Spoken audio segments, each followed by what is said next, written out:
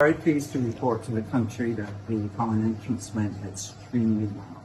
The team at the ministry have been deployed to schools across the island where the exams are taking place. Teachers are in place, students are in place, everything is in order. So the children have had a very orderly and peaceful day, and we're grateful for that. What I want to particularly praise is how the principals and the teachers at the secondary schools go out of their way to make the children comfortable and help them to de-stress.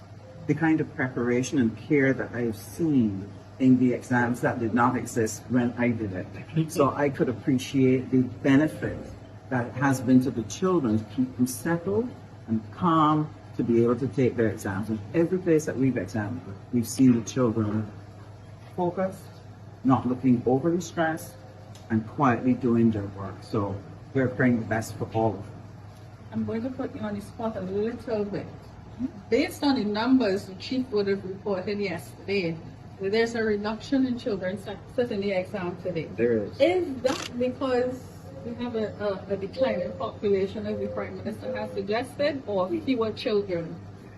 We have a decline in our population overall, and we are beginning to see it turn up in the registration of birth, and the number of children therefore will be reduced coming through the school system.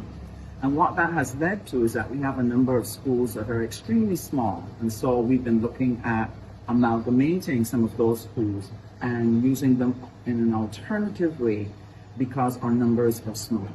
But it says to us that every child matters even more, because it means that the Barbados economy will have fewer people going forward to carry economic growth, to carry our families, to build our communities, to build our churches, and therefore it means that we cannot afford to have one child not make it as an individual. And that is the commitment that I've seen at the Ministry of Education Transformation. They have done tremendous work over the past 2 years while I was Minister of State in the Ministry of Education. I was able to personally see the volume of work in preparing for transformation. Transformation is not about getting up one day and saying, let's transform.